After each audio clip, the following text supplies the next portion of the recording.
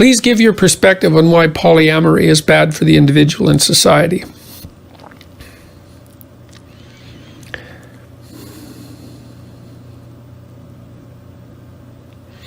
Well, I think the fundamental reason is, there's a bunch of reasons. I mean, the first is societies seem to function better, that is, less violently.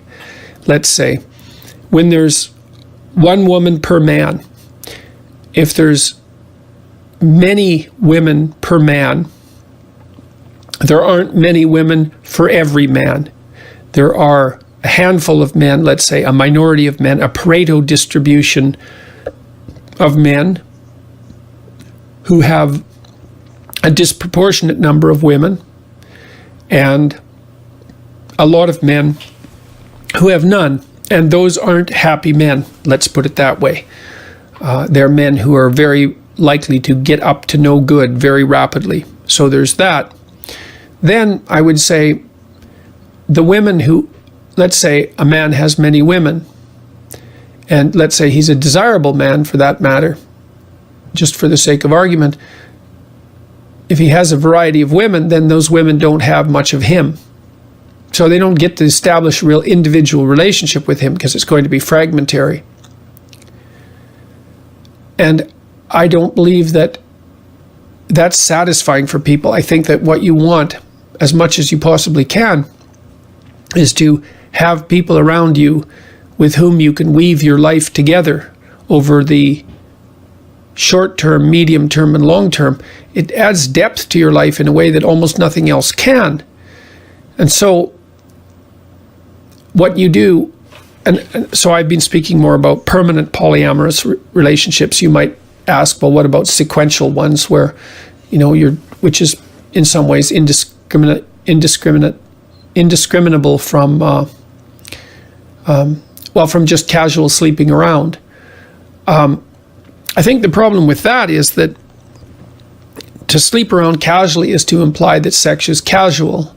To imply that sex is casual is to assume implicitly that it can be divorced from the rest of life, emotional life, motivational life, values, all of that.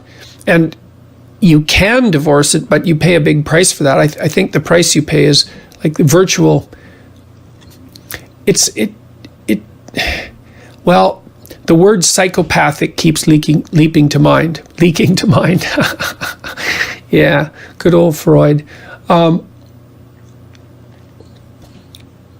You have to reduce a person to the casual pleasure of a transient sexual interaction in order to sleep around casually. And I think that once you establish that as a habit with sex, which is a deep experience, if you'll do that with sex, which is a deep experience, then, and you learn how, then what makes you think that won't transfer to everything else that you do? I don't see how it can fail to. So, you could say, well, monogamy isn't a very good solution. It's like, well, life is a sexually transmitted disease with 100% fatality rate too. There's lots of really complex problems for which we only have the best answer we can come up with, which is not a utopian answer, but I would say, and I think the evidence supports this as well, that stable monogamy is the best solution that we know of, and it's also the minimum necessary requirement for the stability of children. So, polyamory, it's wrong. It's wrong. It makes men violent.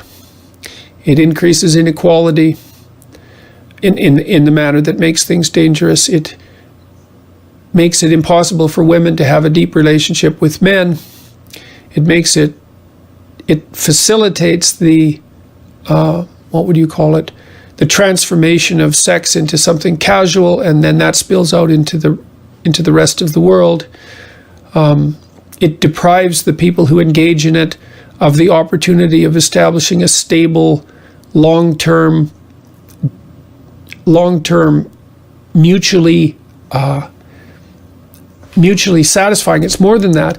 Mutually beneficial relationship, because a good marriage, the people in it gain more than, they're more than twice as good, right? The benefits aren't precisely linear. So you lose that, it destabilizes the situation for children. There you go, man. That's a lot of things that aren't good. That's for sure.